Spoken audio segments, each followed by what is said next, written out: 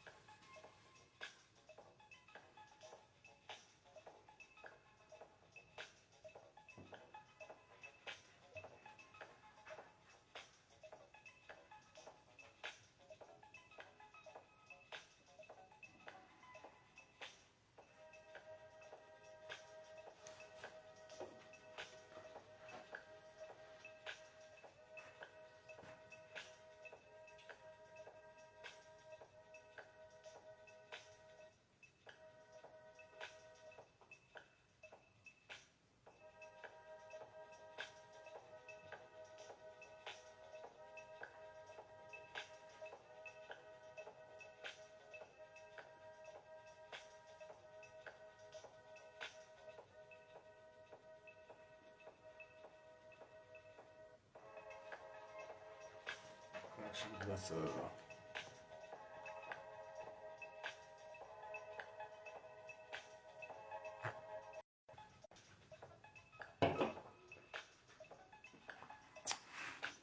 Shalom, shalom,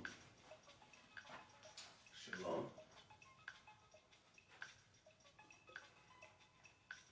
You're the first on too. How you beat Sister Whitney and Sister Gia and Brother Vince? They late?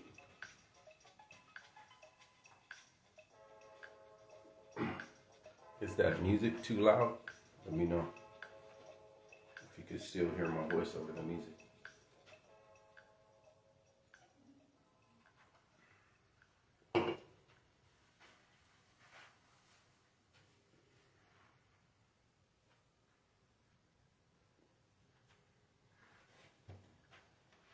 Give it a couple more minutes, then we'll get into it.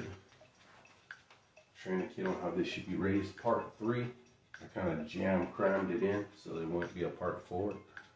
So, to all other brothers and sisters, if you're on, give a shout out and say shalom, hi, how you doing? That way we can get started. Praise the Almighty.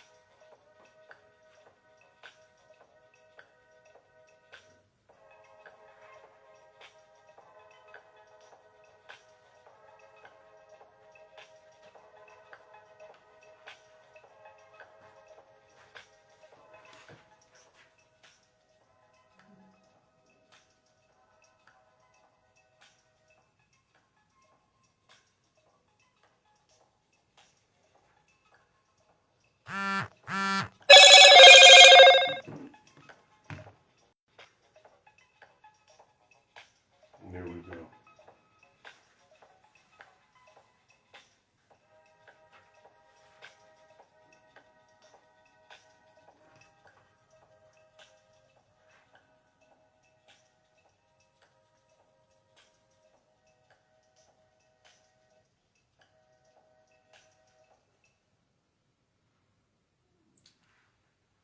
Couple more minutes, we'll get started.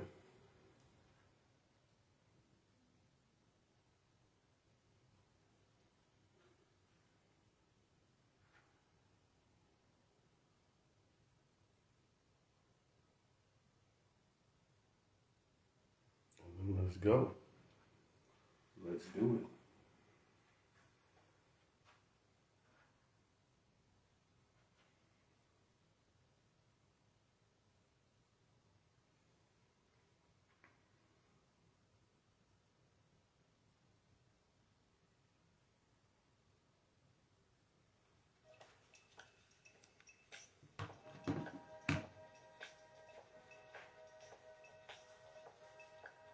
In the meantime,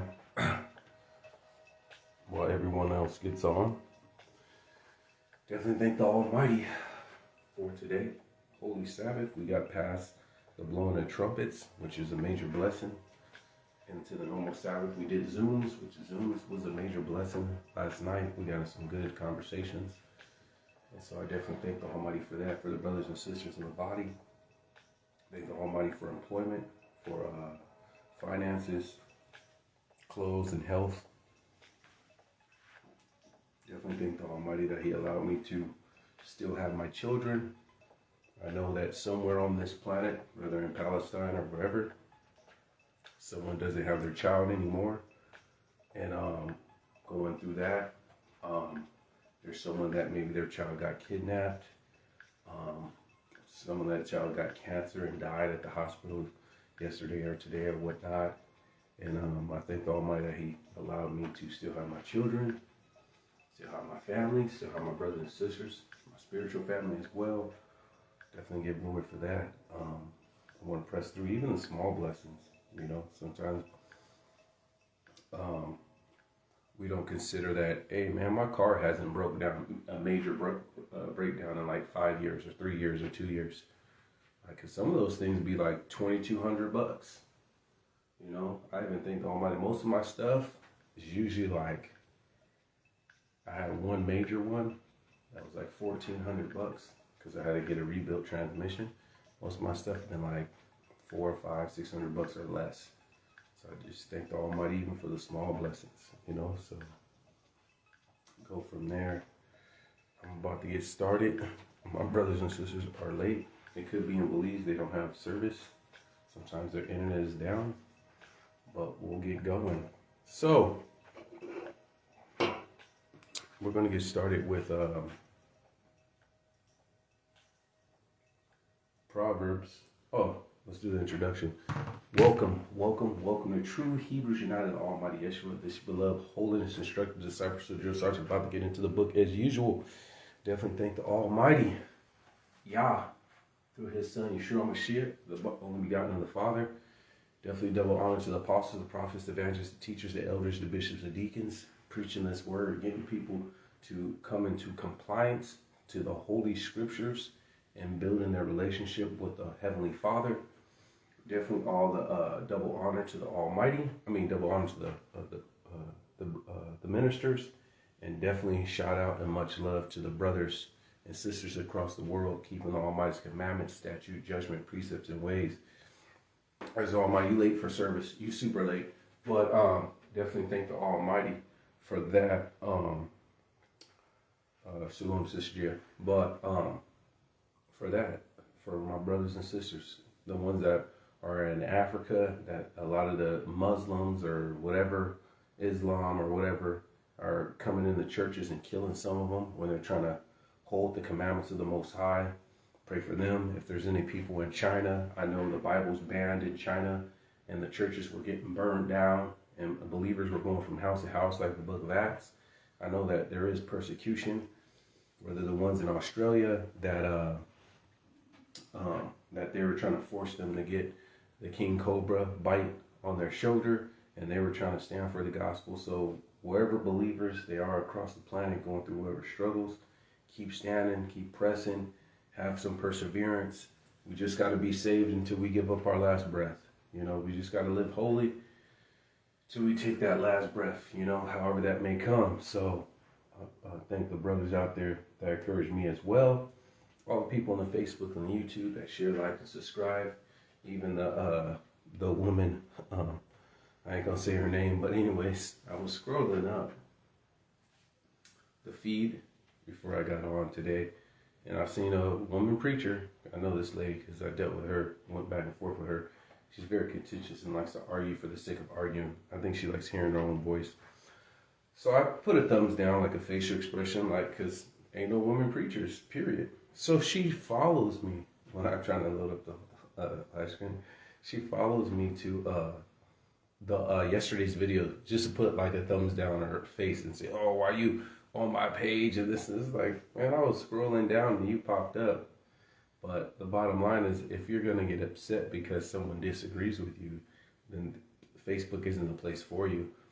We preach this gospel outside of her. Now she's off topic. We preach this gospel and we offend people. Whether we tell people their marriage is an illegitimate marriage. They could have been married with this lady 3 years, 4 or 5 years and have 2 kids. And we come to them and say, hey, if you were married before, you need to divorce her. They'll get offended at you. What do you mean I got to divorce my wife? We've been married 5 years. We got 2 kids together. Yeah, but she was married before. Or he was married before. And they divorced not because of infidelity. They didn't divorce because they broke wedlock. They divorced because they just got in arguments. That's someone else's husband. Or that's someone else's wife. And they get mad at me. It says in many ways we offend all. And so when we preach this gospel, we know we're going to offend. We're going to say things that people don't like. You know what I'm saying? We had a Zoom yesterday and we were dealing with some topics of the Sabbath. And, you know, it's a tense situation. And I don't want to intentionally offend people. That's not my goal. Like, I just run offending people. But when we teach this gospel, offenses will come. You will offend people because when we attack their behavior, it's also an attack on their character, you know, and they can't differentiate between the two, you know. So when we deal with fornication and like, hey man, you can't be fornicating, they feel like we're calling them stupid or ugly or your mama's dumb or something. They take it like an attack on them. And it's like, no, we're attacking that behavior. We want you to repent. We want you to do right. We want you to live holy. And so people get offended. They get offended because they don't want to hear that they're Baptist or Methodist or Jehovah's Witness or Latter-day Saints or Seventh-day Adventist church is false. They don't want it. They get offended by that. They feel like it's an attack on them. No, we're attacking that doctrine. We're attacking what they're doing. We're attacking what they're preaching. And because you go to that congregation, we're not attacking you. But that doctrine, what they're teaching, is false. It's not supported by Scripture. And so the fact that someone will come and witch hunt me down just to cause contention, it's like, if you really believe in this Bible, I think Sister Gia told me some stories where she tells the truth about the word and some of her family members get offended by her. If you really believe in this Bible, then you shouldn't get upset when people are offended by you. Because this is what the word comes to bring forth light. And the majority of people live in darkness. And so when you bring forth truth and you bring forth the light, their deeds are exposed. And they don't like that. Whether you're on the job. And for some reason, I just don't like this brother, this guy, or this girl. Because you're a child of light and you were by default reprove evil. Even if you don't say anything. No, I don't drink. No, I don't really smoke, and smoking's not for me. Oh, you wanted to get that? No, I don't really gamble. Oh, you just, no, I don't do that. You be getting that girls? Nah, you know what I'm saying? I'll just be married, or no, I don't cheat, or you just let your light shine, and the people that love to live in darkness are not going to like you, even though you have not done nothing to them. So, praise the Almighty. That shows that, like a saying goes, some people get old, but they never grow up. And that was one of them today. So praise the Almighty.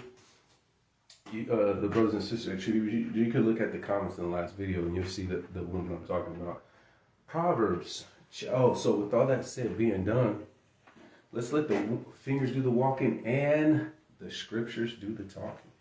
Let's get it. Praise the Almighty. Praise the Almighty for the Zooms. I appreciate the Zooms and whatnot. Hopefully Brother Vincent and Sister Whitney jump on. It seems that you, Sister G, got service, so I don't know what's up with them. They running late. Proverbs 22, verse 6. Let's get it. Train up a child in the way they should go, and when he is old, he will not depart from it. So this is part 3. Train up a child, part 3. We are going to cram a lot because I didn't want to make this a part 4 because we do have Day of Atonement coming up, and we do have Feast of Tabernacles come up. So I don't want to just push this in between all the feast days and then trying to focus on the feast days, and I'm teaching on parenting and all this stuff like this. So let's go with Ephesians chapter 5. Ephesians chapter 5.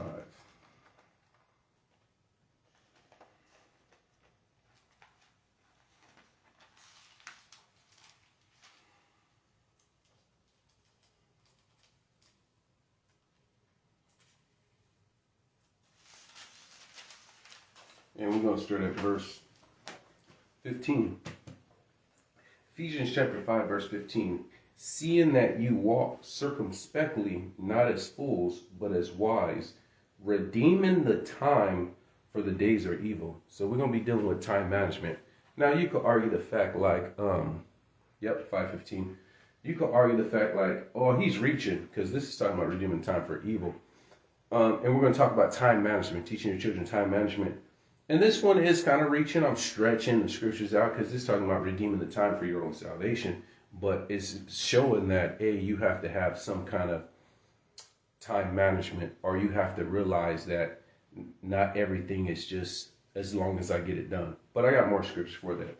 Jeremiah chapter 8.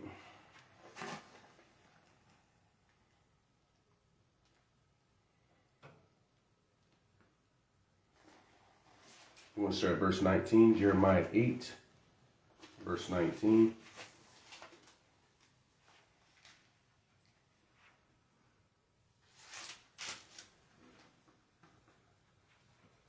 Cool. Jeremiah 8, verse 19. Let's get it. Behold, the voice of one crying of the daughter of my people, because of them that dwell in a far country. It is not the Lord of Zion. Is it not her king in her? Why have they provoked me to anger with their graven images and their strange vanities? But this is the part I want to get. The harvest is past, and the summer is ended, and we are not saved. So the time is ran out. The year is went forth, and you are not saved. And we're going to I'll deal with it now. This is a prime example. Like, people do not have short-term goals. They don't have long-term goals. And we need to teach our kids to have short-term goals and long-term goals. You will see someone, let's say they're working at a dead-end job, because I don't want to make fun of any job. Any job some man has to do, whether it's picking up trash or whether it's working at McDonald's, if you're doing what it do to survive, you're doing what you got to do to take care of your kids and whatnot, that's honorable. I don't come and try to crush a man. If he found a job and it's to the world standard, not esteemed, and doesn't have clout or status with it, is what people do, then no, if you're doing what you're surviving and you're still in the fight, you're taking care of your wife and kids, I don't care what you do. But let's say you're at a dead-end job, and then year 1, year 2, year 3 goes by, and you're still at this dead-end job, and you're actually making less money because inflation and the cost of living is going up, but your pay is not going up. You need to have some goals. The summer is ended, and the harvest is went, and you're still not saved. All right, let me read that again because I paraphrase all messed up. The harvest is past, and the summer is ended, and we are not saved. For this scripture dealing with sin, like in Hebrews, it says,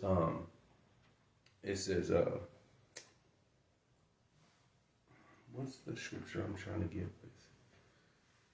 It says, in the day you hear the Almighty's voice, harden not your heart. You go right away. When you hear his voice, go right away. But I'm dealing with teaching your kids time management, because let's say they graduate high school. Son, what is your goal? What do you want to do? Daughter, what do you want to do? I want to do this. Okay, then what are you going to get done this year or in 6 months? What do you want to have accomplished to get to this goal? Set some time frame. Have your children to have goals. Another topic with time management is being on time. I tell my sons all the time, if you're not 10 minutes early, you're late. You'll see when I'm in the trade, teenagers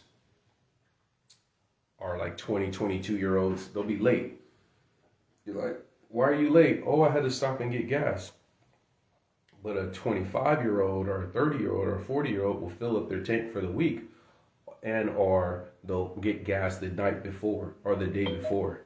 They don't get gas on their way to work because something happens and then they're running late. And you see it happens all the time with immaturity, but their parents never taught them time management. Because like, how are you repetitively late every single week? What is so hard about setting your alarm clock 15 minutes early? And we look at them and they don't know it, but they don't get the respect amongst their peers. We never say it, but we're like, dude, you're late again? Like, it's not that difficult. It's not that hard to set your alarm clock 15 to 30 minutes early and wake up and start your day. It's not that difficult. It's an easy solution, and you'll find adults will struggle with being on time.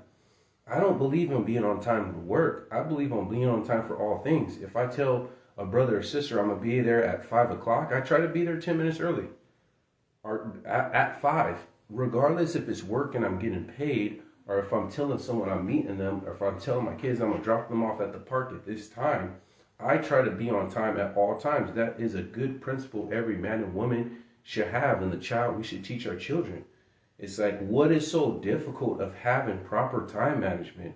Some adults feel like it's difficult, like it's almost a sin to be on time. Like, it's a sin to set your alarm clock 30 minutes early. Like, it's not that difficult. It's very easy to be on time. We, as adults, make it more difficult than what it is. Because it's an easy solution. Easy solution. So, it's just easy if someone coming and saying, man, the refrigerator don't work. And you say, well, if you plug it in, it'll work. That's how easy it is to set your alarm clock 30 minutes early. It's not that hard. Just wake up 30 minutes early and get to work on time, or get to this place on time. Sometimes you have some situations where it's your first time, like you're trying to meet at the beach with brothers and sisters, and you allotted yourself an hour and a half, and then you're like, oh, it actually takes me longer. But now you know, whenever I need a plan to go someplace, I can't give myself a lot. I got kids. I got to give myself, instead of an hour and a half, 2.5 early. It's better to be at the house, to teach your kids this, to be at your house for 30 minutes before you leave. Like, I'm already done. I don't got to leave the house for 30 minutes and just chill on your phone, watch some TV, just chill, eat a little snack. Then they're trying to rush and now you're late, or you're leaving the house 15 minutes late. The reason why it's good time management is because they are going to get in the world where you being on time, you are a team player. Whether you need to be at work on time for a meeting, whether you be at work on time at McDonald's because you're the cook, or you're at IHOP and you're the cook, and this cook right here, he gets off at 6 o'clock. And you're the cook. And at Denny's or a restaurant, there's usually one cook, sometimes two.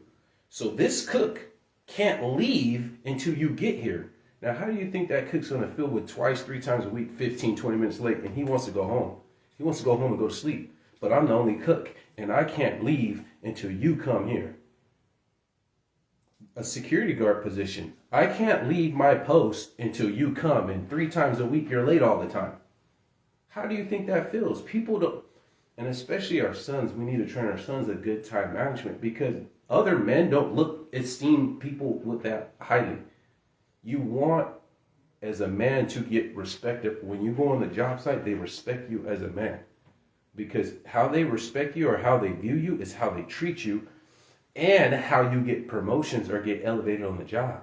If you let your son be late or your daughter be late all the time, and you wonder why they don't get promoted, why someone comes and they've been here half the time, you've been there 3 years and they've been there 1.5 years, and then now they're your supervisor, it's because you're late all the time and this person's not. And so teaching your children time management is healthy and important in all aspects of life, because we don't know what jobs they're going to get, or what careers they're going to pursue, or what opportunities they're going to have. And them being late is not going to put them in a good place. It's not setting them up directly for failure, but indirectly they could miss opportunities. I've seen people get fired for being late all the time. They were late twice this week. They were late this week. They get written up. Oh, okay, I'll get it together. And then the very next day or 2 days later, they're late again. And they get laid off. So now they can't provide for their wife or their kids, or they're behind in bills simply because they don't have good time management, right? So redeem that time. Teach your kids how to get time management. If you're a person that's late all the time, and so like speaking of time management, people, Sister Whitney, everyone late to service. But anyways, if you're a person that is late all the time as an adult, some of these parenting part 1, 2, and 3 of what we're dealing, you need to master this. You got to work on this so you could teach your children this. Because when they get to a teenager and you saying you need to be on time and they see that you're late, they're going to rebel. Teenagers observe. And then they're licking their lips. They're waiting to rebel against their parents because they know it all, right? And so, oh, you telling me to be on time and you late? How many times you was late to work? They may not say it because they'll get knocked out if my son said that to me, right? But in their mind, they're like, you talking about being on time, but you late all the time. We're late every time we go someplace, we're late. And you're talking about me being on time? And so some of these things we have to apply for ourselves, whether through YouTube or through education, so we can teach our children to be on time. We need to teach our children to be punctual. That takes a level of discipline. Like we deal all this stuff with training a child on how they should be raised and use the rod of correction. That rod of correction is discipline, but it could be discipline in teaching them. We dealt with food, how to cook, and how to make proper meals, and the purpose of food, whether it's to maintain or whether it's for health. Discipline in time management. Discipline in what else we dealt with? Should have brought the other papers. Health, food, exercise. That's discipline. Some people know they need to lose weight, and what's taking so long? Oh well, lack of discipline. You know, so the people that need gastric bypass, but they got to put them in anesthesia and they have to lose so much weight so they can put you under to give the gastric bypass surgery. Lack of discipline. All this stuff derives from discipline. And so discipline isn't only just using the rod when we train a kid on how they should go in the ways of righteousness, but it's having them time management as a level of discipline. So we teach our kids how to wake up every morning in elementary school or preschool or whatnot, and they learn the concept of waking up and going to school. They also learn the concept of having responsibility for homework. Homework serves a purpose above just having them be educated, but it's something they do not want to do, but they do it anyways because it's important, and they need to learn that principle, because in life there's a lot of times where you do not want to go to work, or you do want to spend your money on this, but what's your priorities is to spend your money on this. You do need to take care of these things, and they learn this. And then when they get to middle school, once again, they're waking up, they're dressing themselves, they're getting more responsibility, and they're going. But then when they get to high school, this is where you give them an alarm clock and set up. And you better not be late for school. I had to walk super far from school. I guess in Belize standard, I would say my walk to school was walking from Lynn's Hardware to Sacred Hearts and back. If I walk there and back, that is one way to get to school. And I think it's probably further than that. Probably one stop or something, right? That was one way. So it wasn't super duper far, but I had to wake up, get dressed, get breakfast, and get time to walk all the way to school and be at school on time. And we did. My mom was sleeping and my dad was gone. So there was no mom and dad waking me up and time to get up. No. Like by the time I was in 10th grade, we were fully self-sufficient, woke up and went to school, and we were on school on time. You know what I'm saying? So they should learn this concept prior to leaving high school of time management. Oh man, I got to go to sleep at this time because I'm going to be too tired at this time. Time management. I need to be in the bed by this time because I need to wake up early and do this. I need to allot myself a certain amount of time to get to school on time. By the time they graduate high school, and I know it may not be applicable for Belize, but for the ones in the States, by the time they graduated, they should already have some level of time management. They should have a job under their belt, a consistent job on their belt, and they should have their license. Whether they have a car or not, they should have a license. And I know it's not applicable for all families. Some families don't have a car. We understand that concept. But those are like the baseline standards of, hey, I'm 18 years old. I got a license. I worked a little part-time job while I was in high school. I got my 2.0 or above out of high school, and we're good. That's just the baseline for graduating high school. Of an average teenager should get to that point. When you have your kids plan out your day, what do you plan to do today? All right, I want to go to my friends and this. You got to do your chores. What time are you trying to leave the house, son? Oh, well, okay, so what time do you need to get all your chores done? When I give them tasks, try to give your children tasks with times. Hey, it's not just, hey, I want you to clean the dishes. Okay, mom. Okay, dad. And then 3, 4, 5 hours go, oh, yeah, I'm going to clean it. I'm going to clean it. I was going to clean it later. No, I want you to clean the dishes, and I want it done by 11. It is 8 o'clock right now. So now they have to put a task with a time. And so that requires a level of discipline, because if you just give them a task, once again, procrastination and laziness go against time management. We dealt with laziness, right? Is a lack of discipline. So, hey, I need the dishes done by this time. Even if you don't need it by this time, put that on them so they can have some discipline. Put it on them. When they do tasks, I always have my son walk fast, because my son will be like this sometimes. Or he'll be doing it too. And they be cleaning, but it's like, no, move fast. Move like you have a purpose. Move like you have direction. Move like you have a goal in life. And I tell them, sometimes they try to, oh, can I just finish this game? I tell them, no. When I need you to do something, get off the game. Go do it. Every once in a while, if it's not important, I'm like, after that match or after that game, get off and run and do it. Most of the time, they drop it. Even if they're, oh, I'm playing live with my buddies, I don't care. You need to win the game of life. I'm important. My goal is to make that you're ready to win the game of life. I could care less about your video games. Those video games, I don't care about your high score. I don't care about you trying to get a new skin. I don't care about you trying to unlock this level. I don't care about any of that stuff. I care about you winning the game of life, right? So, another thing with time, I think I dealt with long-term goals, short-term goals, even clean up, give them tasks and whatnot. We got to teach these children time management. Time management. So, next topic. Let's go with drugs and addiction. Drugs and addiction. Addiction. Joel chapter 1. Joel chapter 1.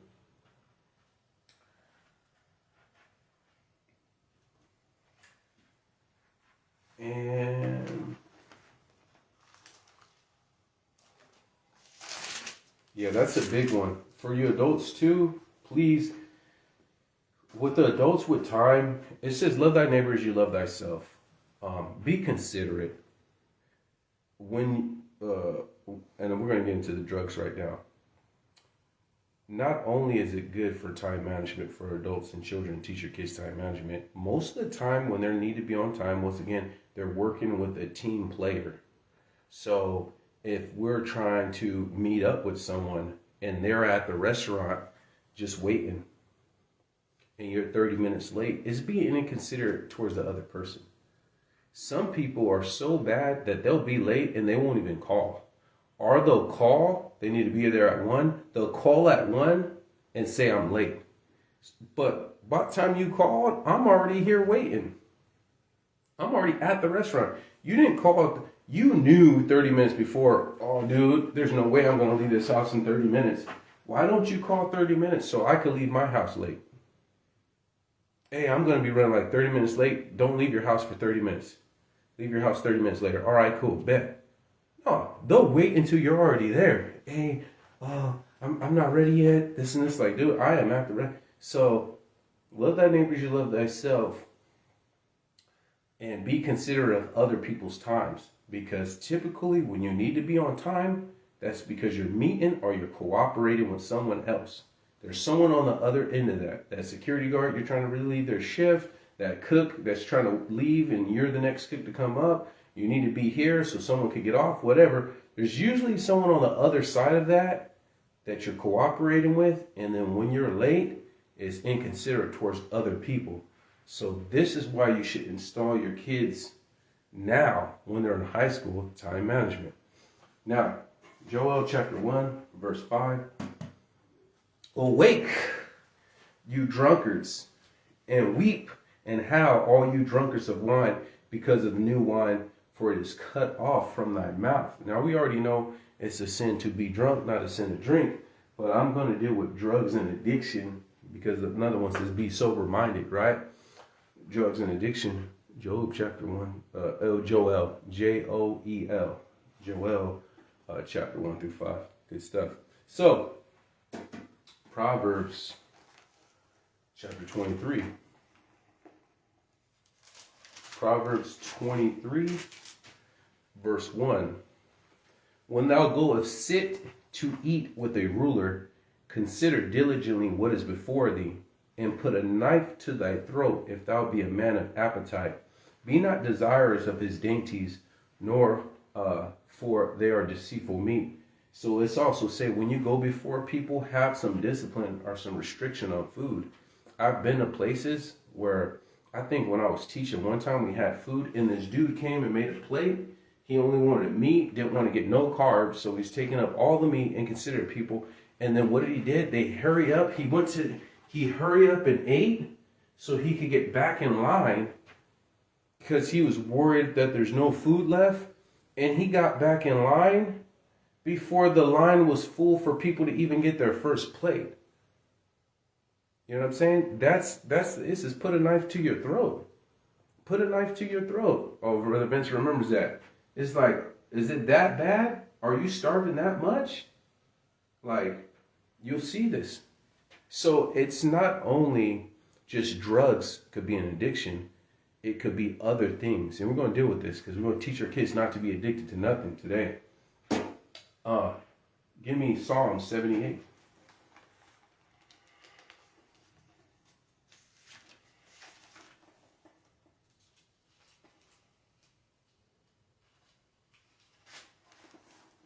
Psalm 78, 25 through 31. Man did eat angels' food. This is when they were in the wilderness during the time of Moses. He sent them meat to the full. He caused them to eat an east wind to blow in heaven, and by his power he brought in the south wind. He rained flesh upon them as dust, and feathered fowl like as the sand of the sea. I actually ate a quail before. This dude went and shot quails and bought me some. Brought me a couple, and I didn't really know how to cook it, but it was all right. It tasted gamey. He let it fall in the midst of their camp, round about their habitations. So they did eat and were well filled, for he gave them to their own desires. So lust, right? They were not estranged from their lust, but while the flesh were in their mouths, the wrath of the Almighty came upon them and slew the fattest of them and smote them down the chosen men of Israel. So they were so craven, they're so lustful for the quails or for meat. It was like, we only have this manna. They were complaining that they only had manna, but in their own lust, they were craving. You know what I'm saying? Having lust or having addiction to something, right? You crave that. So, go to 1 Corinthians, and then we're going to deal with addiction. 1 Corinthians. So, drugs isn't the only thing you could be addicted to. And that's my main point. And we need to teach our children to not be addicted to anything. And if there's things that we're addicted as adults, we need to pull off of it too. This is why I like fasting. Not only we should fast unto the Almighty, but it breaks the chain. It breaks the chain of sugar. It breaks the chain of eating. It breaks the chain of meat. It really gives you a factory reset. And I know one day really doesn't do it too much. A 48-hour will be the best, or a 72-hour will be the best. But that's a good way to break an addiction, right? So the Almighty knew what he was doing. He said fast unto him. 1 Corinthians chapter 10, verse 23. And we're going to be humbling ourselves this day of atonement, this coming Sunday, I believe.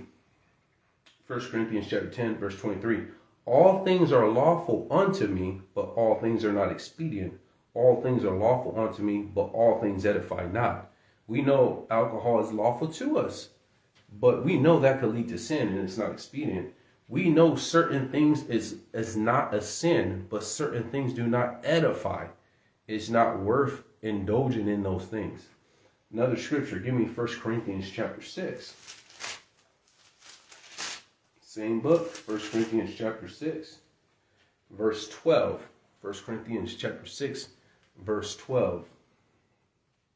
It says, all things are lawful unto me, but all things are not expedient. All things are lawful unto me, but I will not be brought under the power of any. That's my main point. So what are we doing to make sure our children aren't addicted to social media? Because that's an addiction, and that is a dangerous addiction. Social media causes people to be narcissists. Social media causes people that their emotions is dictated by how many likes, how many followers they have. They view people more or less important by how many followers or how big another person's YouTube channel is or TikTok channel is. They idolize these people or think they're of some more importance than another simply because of that. There's people that post, and if they don't get enough likes on their pictures, they'll delete the picture. There's people that Photoshop their pictures. There's people that lie about how much money, lie about plane trips and jet trips, lie about cars they have, Photoshop places, like if they're in France and they'll Photoshop a picture like their background as they went to the tower or something in France, and about vacations and trips that they're going that they never went on, all because of social media and all because they're addicted to that dopamine fix. That Facebook and TikTok and YouTube just trickle you down and get you addicted to social media. And so some of you guys are worried about, I don't want my kids to do crack or heroin or weed or alcohol, which is fine. But then they let the floodgates open with social media to get these kids addicted to social media. These kids, my buddy showed me a picture. He went to a concert. I think it was called Suicide Boys or something. I never heard of them. Some concert in Phoenix. A guy I just recently started working with. He said when he went to the concert, almost everybody was looking at their screen. They weren't even looking at the concert. They were filming the concert and watching the concert through their phone. And you want to tell me that's not a drug? Social media is not a drug? That's more addictive. That's more addictive. Try to see a woman leave her phone for a day. It'll be like punishment for her. Leave your phone at home. Let's go. Just go chill. Leave your phone at home. What if someone? And they'll probably an emergency or no. I got my phone. Leave your phone at home. You don't need it. Oh, if someone calls, they can call me.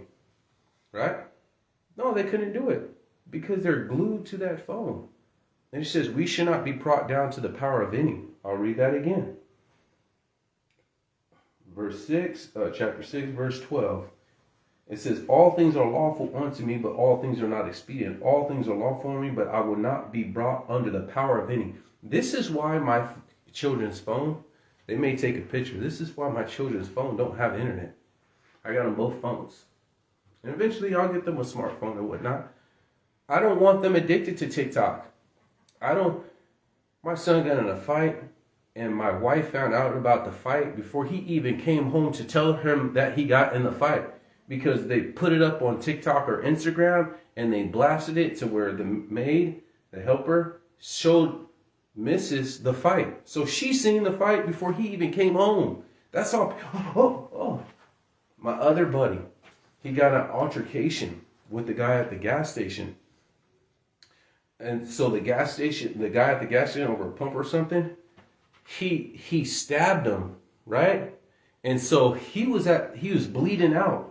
And he was trying to tell, hey, call 911. And no one will call 911, but they were filming him. This was daytime at a gas station. He's bleeding out. Dude, and he said he had to go to his car and drive himself to the hospital. And he's trying to say, call 911, call 911. And everyone was just backing away from him because he was bleeding out. And they were filming it.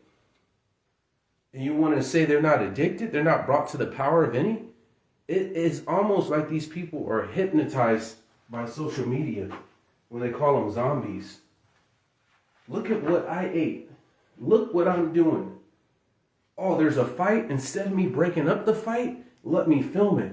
Oh, instead someone's got hit by a car. Instead of me using this phone to call 911, I'm just going to film it. Because if I post this on my YouTube channel, I'm going to get a whole bunch of likes. I post this on TikTok, I'm going to get more views. And I'm trying to monetize it. No, do not have your children be addicted to social media. Pull that stuff away. Yeah, they may need a Facebook or they need something like that. Maybe. No, I don't want you to have that. No, I'm good. Let them learn to live a life outside. There was a power outage and thing in South Carolina because of the flood. And this dude took a picture of all these kids outside because there was no power. They didn't have their phones and they didn't have their video games. And it was a street full of like 15, 20 kids playing outside because there's no power in the house. It's probably hot or humid. It's born in the house. And so the kids that would never chill with each other outside, oh, what's up, playing basketball and everything. He said he's never seen that street have that many kids. All because the power went out. All because we let our kids be addicted to social media. We shall not be brought under the power of any. You adults, don't be addicted to social media. Yes, I use social media. It has a purpose to reach people, to message people, to do Zooms and whatnot. But I'm not spending hours a day. No, I'm good. I'll do YouTube and I bring the news and I watch educational stuff and learn better words or learn how to make money or learn about certain investments or whatnot. But I don't spend the time just wasting brain cells just on entertainment. Yeah, I look up some entertainment stuff on YouTube every once in a while. Yes, I do. But I don't fully indulge. If you took away my YouTube away, it wouldn't bother me. I go to the gym. It don't matter. The stuff I do is like the gym. So, coffee. Let's our kids shouldn't really be drinking caffeine anyways, coffee and whatnot. You know, it's not, necessarily a drug, but you don't want them to get addicted to caffeine. You adults that are addicted to caffeine, you're brought under the power. If you can't go to work and be productive without a cup of coffee or without that energy drink, then you're brought under the power because you can't function and go out and function and have the energy and have the output that you do unless you drink this coffee or unless you have this energy drink. Then you need to hydrate before you go to sleep. You need to get an extra hour of sleep. And you need to eat, make yourself a decent breakfast, some eggs and some oatmeal, some fruits. You need to get up and make you a good breakfast to have the basic level of energy that every adult needs to go to work. You know what I'm saying? No, drinking coffee is not a sin, but you know within yourself if you're addicted. Know your own limitations and don't be in a denial. If you're addicted to coffee, say, hey, I'm going to stop away from caffeine for a whole month and then I'm going to come back. And then drink some coffee and then every once in a while you take 2 weeks off and then you come back. Go for 6 weeks, cup of coffee, take 2 weeks break, then come back. Break that addiction. Soda. Too many Americans are addicted to soda. Like I was telling you the other day, I see people don't even drink water. They're addicted. They're addicted to sugar, essentially. Energy drink, sugar. Attention. Once again, that ties in with social media. Some women are addicted to attention. I see them all the time. Yes, they be looking good because they come in the gym wearing revealing stuff. Yes, whatever, right? They still going to lick fire for it, right? Being immodest. But my main point is they come in and they're booty influencers. Every day they only work out their butt. Every time I go in there like 5 days a week, and when the 3 days I do see them, they're always working out their butt, doing some butt exercises where they go to the side and whatnot, doing donkey kicks, doing squats, halfways, doing just butt exercises where they push their, get the cable and push it out. You just want attention for your butt. You are addicted to getting sexual attention from other men. Some men are addicted to getting attention because I see them all the time. They come super oiled up and they cut their shirt to where it's just like this. They cut it where it's a string and it only shows this. And their whole chest is just showing out and they come back out. Like, why even wear a shirt at this point? Bro, why even wear a shirt? I get it. You want to see your pumps. You want to see in the mirror. You want to see your contractions you're getting. If you're getting good contractions, the mirror does serve a purpose. But when they're coming in there, it's vanity. And I get it. You want to see results. You need the marriage to make sure your form is right. There's marriage there for a reason. But it's not to push, hey, everyone look at me. The guys do it too, right before they get, and the obnoxious ones, because they want everyone to look at them. Some people are addicted to attention. Some people. It's like, no, it says, once again, all things are lawful unto me, but all things are not expedient. Another one said, edify not. All things are lawful, Mari, but I would not be brought under the power of any. And some dude told me the other day, he's like, hey man, you think what you lifting out, you're kind of vanity? He said that to me. I've heard that before. Because I said, hey, I could keep up with the 20-year-olds, no problem, right? But I'm more so, I said, I'm competitive.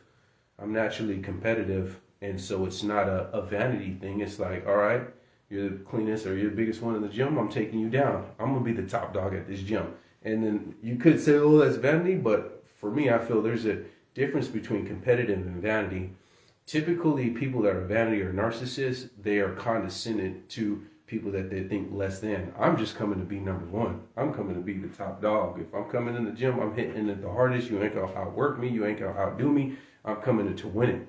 You know what I'm saying? It has nothing to do with vanity. But the whole addiction to attention, if you see your daughters or your sons are going that way, you got to cut that off. You got to talk to them and let them know, hey, the world's not about you being, if you want to advertise your cleavage in your butt, then you're only going to get men that want you for that cleavage and for that butt. If you're going to lead and you want to brag that you got money and take pictures and you trying to do pictures like you're hard and take pictures with guns and all this stuff and you want to advertise that, then that's what people are going to deal with you. You know what I'm saying? You want to advertise your money and flaunt, then when you get a woman that only wants to use you for money, have 1 or 2 kids, get you for alimony, get you for child support, and you get mad, hey, you led with your money, so that's what you advertised, that's what she came for. You led with your body, then that's what he wanted, and that's what he got, and he left. Well, however you lead, if you want to lead with, hey, I am a man, I have moral values, a strong moral compass, I live for the Almighty, I'm about saving money, I'm about building, I want to build a family, I'm leading with the character and the merit of the person I am, then the person that's going to appeal to that is a person that wants someone that's intellectual, stimulating, the one that can hold a good conversation, the one that's faithful, the one that has good characteristics. That's what you're going to bring. And so with that social media, with that attention, addicted to attention, you got to talk to them. You got to teach them the right way. We got to get our kids to be well-rounded. The drama. Women, if you see your daughters are drama queens, or men sometimes are drama queens too, and those are the worst ones. You could tell when they make something big out of nothing, I usually deal with it. I'm not going to say no names, but one of my little ones used to go that way and be a drama queen. It's like, bro, it is not that. I'm going to give you a spanking. If you're going to make it that serious, then I'm going to make it that serious. Don't try to make something small a mountain out of a molehill, what we say. They will learn these drama queen methods or be a drama queen in high school. You have to stop that before, especially a daughter, especially before they become an adult. Because these will be the first women that get fired from their job. Oh, this and this and that and that. These will be the first ones that get left in a relationship after they have 1 or 2 kids. No solid man with a good head on their shoulders is going to want to deal with drama. They want peace. They want tranquility. They want some straight tranquility. There's another word I was going to use, but they want to be at rest when they come home. They don't want someone nagging them all the time. Well, you never dumped the trash or whatnot, or whatever, right? They don't want these things. So if you see your daughters, we're going to deal with the man a little bit. If you see your daughters are drama queens, they're like addicted, like they have to have drama. And typically those daughters that like drama, they date men that are toxic because that is the drama that feeds them. Oh, he cheated on me, or he put his hands on me, or whatever. They live off of drama and they choose toxic men. He's emotionally unavailable. Because they're drama queens themselves. So you think they're going to want a good guy that just wants to chill, he got a good job, he wants to build a family, he wants a peaceful life. She don't want that. That's boring. She's a drama queen. I want that guy on the street that's a thug that fight people. Whatnot. I want the drama. I want the excitement. You got to spank that out of that daughter right away, as soon as possible. Teach these kids the right way. These are the little things in the word that we have to deal with. We have to see these signs as a child and say, if I let this trait or this characteristic continue, what kind of adult will that make? And think about it. If I let him be lazy now, will he aspire for greatness when he gets old? Will he even want to buy a house or buy 2 houses? Will he even want to start his own business? Will he even want to get a better paying job? If I allow my son to be lazy now, will he strive for greatness later? But we don't think about that. Some of us will let the tablet raise their kids and the video games raise their kids. Speaking of addiction, video games. Video games. We put a limit. They get about an hour a day. And if your grades ain't right, you ain't playing no video games, right? So I remember I used to love skateboarding. My mom took my skateboard away because I didn't have good grades. How am I going to be skating, but I'm straight falling in life? You know, I'm failing in life, but I want to skate my way and do kickflips and stuff, right? So that being said is, don't let especially your sons being addicted to video games, because who's to say they're going to break that addiction when they become an adult? They'll go to work, they'll find a job to where they just barely make enough, and then they come home and play video games for 6 hours. And they go to work, and then they play video games for 6 hours and go to sleep. And the next thing you know, they're 32 years old with no savings, with no wife, nothing going on for themselves. But they always buy what's that called where the video games get released? You buy the pre-sale. They always got all the pre-sales. They bought the beta. They got the extra skins, but they didn't achieve. Oh yeah, man, I just do this. I've been doing this job at this same pay for the last 10 years, but I'm super good at video games. No. Don't let that addiction now take into their adulthood. Yeah, games is here. I tell people, man, I'm too broke to play video games. When I got like $100K in the bank account, maybe I'll have some time for video games. But until then, I'm too broke to play video games. I got to apply myself, even if I just educate. If you look at how I teach and how I talk when I first started, now my vocabulary has increased just by me looking up words, and I hear a new word, and what does that word mean? And I say, okay, I'm going to try to apply and use that word in my vocabulary every once in a while, every now and then when it's applicable, right?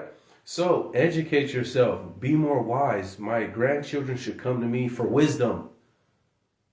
And not, I can't really give you any advice on life, but if you want to play video games, you can, right? So don't let your kid be addicted to video games. Put limitations on how much times they can get on the games. They shouldn't have unlimited access to video games. Now, next topic. Praise the Almighty. Let's read some comics. Pre-workout has got caffeine. Yeah, my pre-workout does got caffeine. And I do take a break from my workouts. I do 6 weeks on, 1 week off, and I don't do any pre-workout or anything. And so I take a week off of the gym too as well. But that is the one caffeine drink for the gym. And yes, this is true. In my defense, I do not need it to do basic regularly duties like go to work. Some people use the energy drinks to go in the morning, and then they'll take an energy drink at break, and then take an energy drink at lunch. I've seen them do this in construction. So they drink 3 a day just to go to work. I don't need anything. I wake up in the morning, I make a protein drink, 2 bananas, and I get my bread, and then I go to work. And I make sure I get enough sleep. So my basic functions, yeah, but then when I'm squatting 4+ wheels, when I'm going in the gym and doing back and doing exercising, and it gives you the beta-alanines and whatnot and stuff like that, then yeah, but you could take the pre-workout, the caffeine out of the pre-workout, and you just need beta-alanines, L-arginine, and L-citrulline, those 3, and you'll be good. And maybe you can add some creatine, and you really don't need the caffeine. You know what I'm saying? So you are correct. You can make your own pre-workout without caffeine, and it will do the same purpose. So, but that energy drink is for a workout. It's above the normal standard, above just going to work and doing laundry or doing your daily activities. So, emotions. Let's deal with some emotions for a service last night. Yeah, I like the service last night. That's gross. I don't know. I guess you guys are talking. James chapter 1, James chapter 1. A couple books to your right. James chapter 1. And we're going to start at verse 19. James chapter 1, verse 19. And let's get it. Wherefore, my beloved brethren, let every man be swift to hear, slow to speak, and slow to wrath, for the wrath of man works not in the righteousness of the Almighty. Like they said, the Almighty gave you one mouth and two ears. So you should listen twice as much as you talk. And some people, oh my goodness, it's almost like they love to hear themselves speak. And don't let it be someone that's argumentative. I work with someone that loves to hear himself speak, but he's not argumentative. But he'll tell you a story and he's not concise. He won't get right to the point. Everything has to be a detour. Every story has to be the longest. Like, bro, you could have just came straight down the aisle. Why do you detour every story, bro, and add extra details? But anyways, don't let it be an argumentative person that loves to hear this. Some people love to argue for the sake of argue. Those are the drama queens, typically women. They love to argue for the sake of arguing. You know what I'm saying? Have you ever been in a situation where you go and you, I'm not going to say no names and I'm not going to give no claims, but I've been in a situation where you go and then you say you're wrong. And then the woman's like, oh, this and this, and I don't pray. I'm like, hey, you know what? I apologize. You're right. I'm going to try to do better. And then they're like, because you took the wind out of their sail, but they still want to, they're still angry and they still want to argue. Yeah, because I'm just saying, hey, I already said that you're right. And I already said I'll do better. Yeah, but it's just this, I've already, there's nothing else you could say. Now you're more mad at me that you can't argue with me than the fact that I was wrong. You're more mad at the fact that you still want to relieve some steam and vent to me and argue with me, and I'm not allowing you to do that, than to actually accept the fact that I already apologized for it. I don't know if you've ever been in that situation. I've been in that situation before. But let's keep going.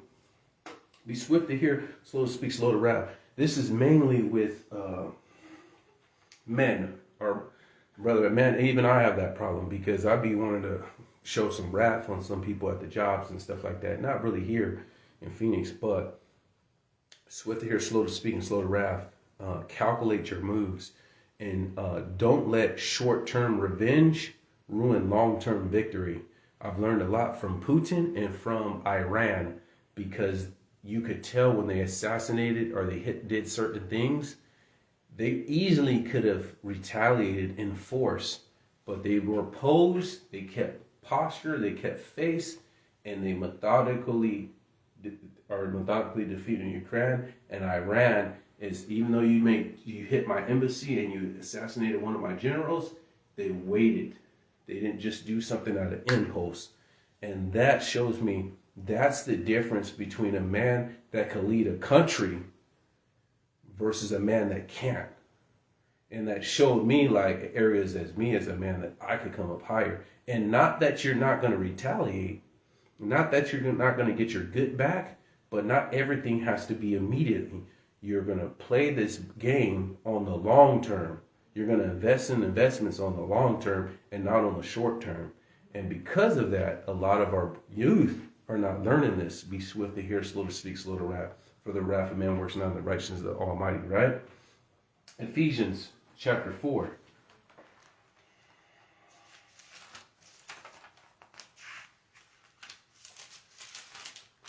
Ephesians chapter 4, verse 26. Be angry and sin not. Let not the sun go down upon your wrath. And that's a hard one, because mine is I want to be angry and sin so. So many times, it's like, bro, let's meet after work. You doing all like, you act like a pit bull on the job site, but off the job site, you're a chihuahua. Like, let's meet after work and throw down. But, the Bible says, be not a brawler. You know what I'm saying? Render not evil for evil. Slow to wrath, right? So we understand my flesh wants to do that, but, I don't engage in that. There's some times where I was close to, but praise the Almighty, Almighty help me out. But right here, it shows that be angry and sin not. And it says, let not the sun go down upon your wrath. For marriages, this helps us. And you teach your sons, your daughters.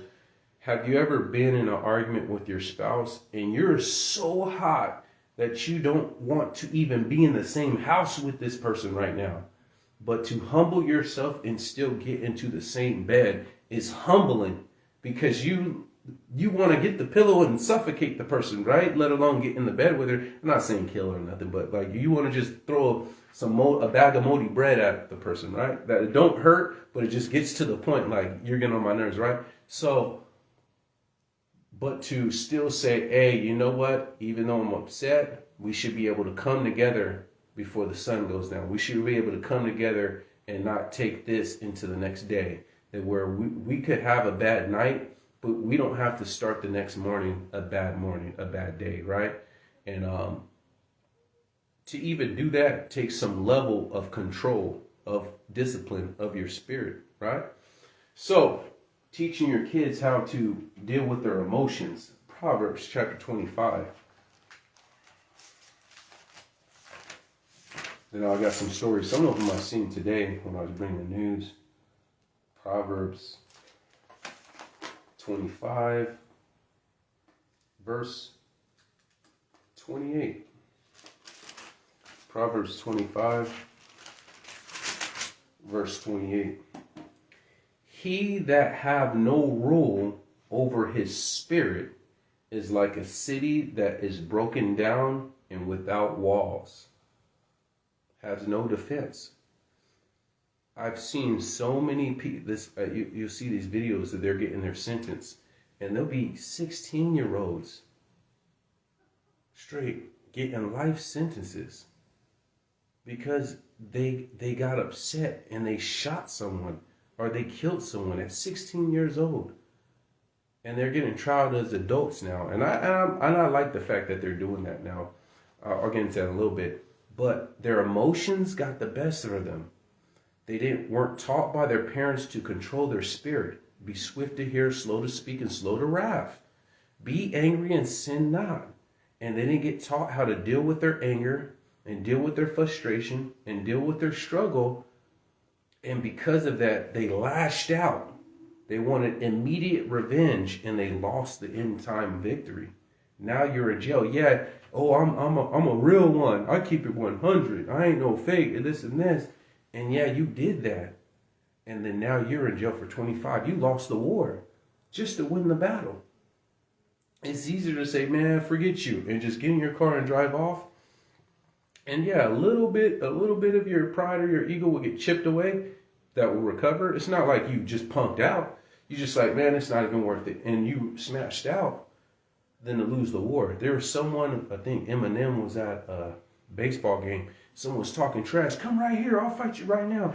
Eminem was looking at him like, so I could, even if I beat you up and you stroke me first, you're going to sue me and get 200 million or a million, then 500,000. I'm not going to win this battle to lose the war. Eminem looked at him, and even if Eminem jumped down and he swung first and Eminem won or lost, you know that lawsuit's coming after him.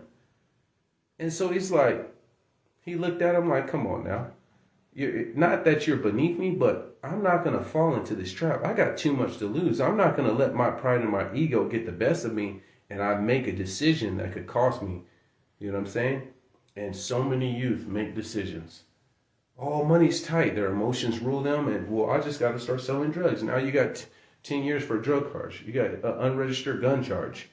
You got now you 10 years, 5 years, whatever. Now you got a record. Now there's even more jobs you can't get. You think you're struggling now? Wait until you get that felony on you. Right? All because of no control of the spirit. We got to teach our sons that. Mostly the men that are like that, the boys that are like that, are raised by single parent mothers or their mama's boys, because women are emotional to balance out the man. So you need the balance, and we're logical when we balance each other out. But there's an off balance when they're raised by the mom, and these are the ones that will shoot someone for nothing. Oh, they won't even fight. We teach our kids how to fight. So we don't teach our kids to shoot people. Fathers teach their kids to throw down. You know what I'm saying? You get the gloves in the backyard, or you send them to boxing. We teach our kids how to fight. There's no father to teach them that. So by default, what are they getting taught to do? By their friends, by the rappers, by TV? They'll just shoot you. Oh, this and this, and then someone go down, oh, forget this, and they'll just shoot you. And now they're in jail for 25 to life. There's stories about these dudes that aren't really gangsters, and they shoot someone, and when they go to jail, they're getting crushed. I ain't gonna get into what happens to them, but they thought they were hard, and then when they get into a real prison, and they realize how hard they're not, very quickly. And then they wish, like, you know, some of them, bad things happen to them. But they thought they were super hard. Everyone's hard with a gun. Everyone's hard with a gun. Everyone's hard when you have 5 or 10 of your buddies behind your back that got you. Everyone's hard. But when it's just one-on-one, few people got hard, right? Now, we're dealing with the anger. I want to deal with depression too. We dealt with the domestic violence and whatnot. Depression too. And I noticed too with the youth, they like sneaking people too. The youth now are just little cowards. They'll just this and this, and they'll just take off on you real quick. Whatever happened to, all right, square up then? Where you square up and you get a fair one. What's up with this sucker punch? Like, that's the thing to do, is just to sneak on someone. You know what I'm saying? No honor. This generation is garbage. Carrying on. Isaiah 26 and 3. Isaiah 26 and 3. This one's just as dangerous. I think we got one more scripture after this and we're done. I'll recap it. Isaiah 26 and 3.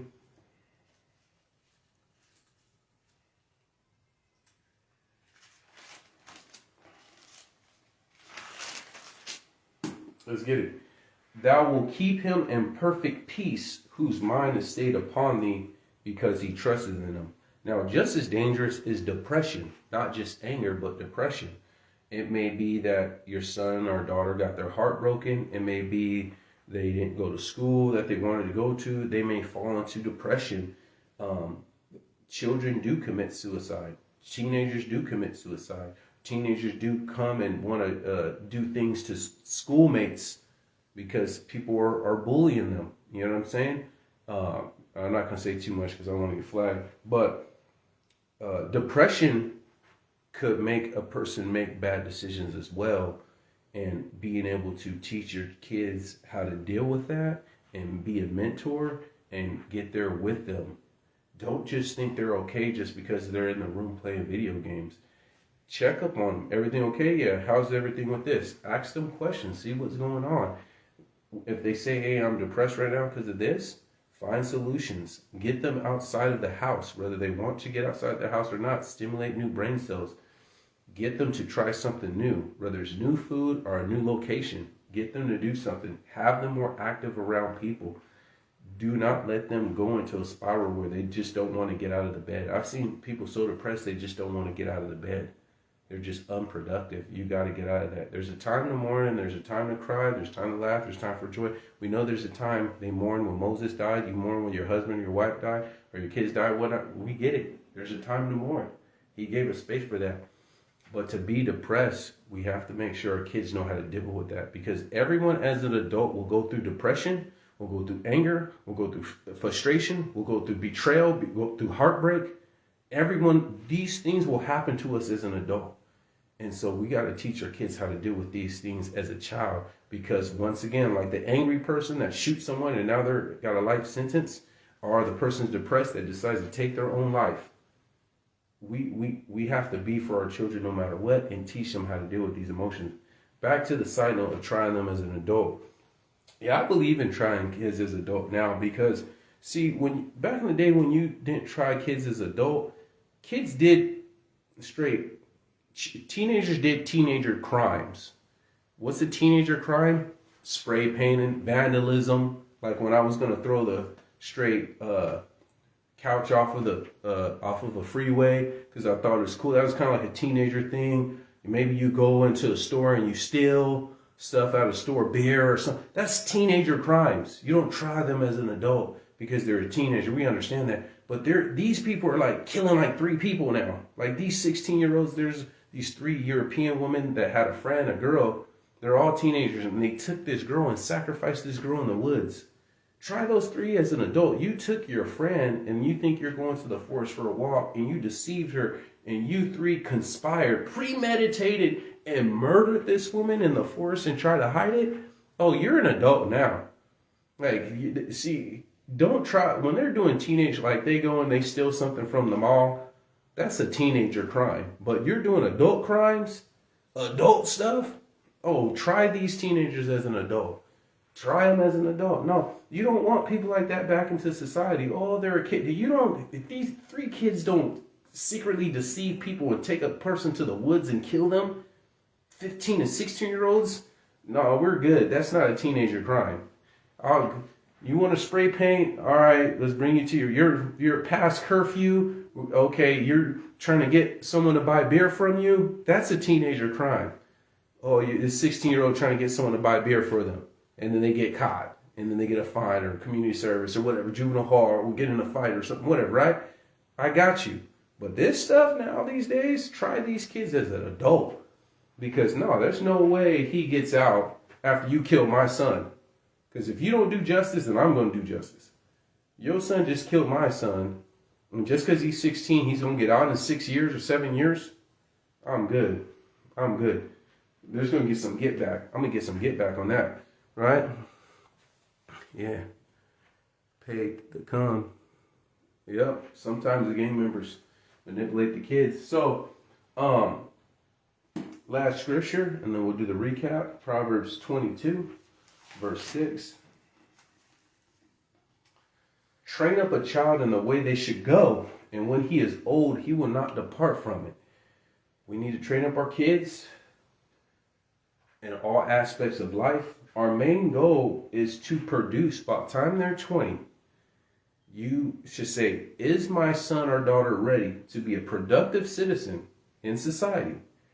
And he has all the skills, or he or she has all the skills and all the abilities to effectively compete for limited resources and to compete for the top caliber husband or wife.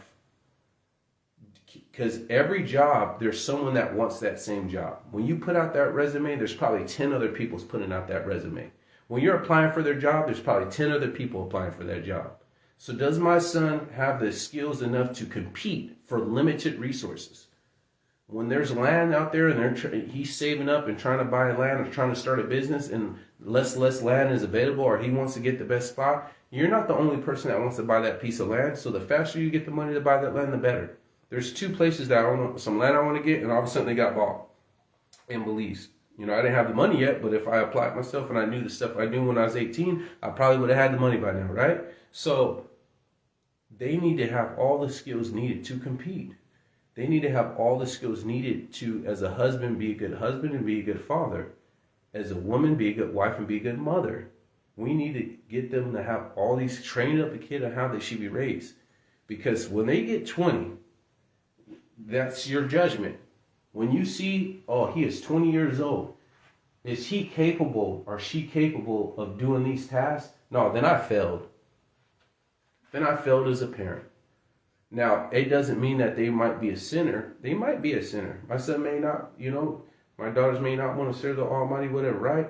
But they're smart enough to get a job. There's other stuff. It shouldn't, because when it comes to righteousness, you could teach them the right way, but you can't have them do it. But if they're not ready when they're 20, and it's not because they're rebellious, but it's because you didn't teach them, that's the difference. If they're not ready because they never been taught, if you teach them to not be late and they're still late all the time, that's rebellious. They're just rebellious. They just fight discipline. That's just foolish, right? So make sure we cover these areas and be the best parents we could be. So it says wisdom is justified by their children, by how a children behaves and acts and the wisdom they have. That's a determination of how good of a parent they had. When you see a kid that cannot take an adult that cannot take correction, that justifies and deflects the accountability, you already know the parents didn't discipline them. You see them in the grocery store when they're wilding out, and then why are they wilding out in the grocery store? Because they wild out at home.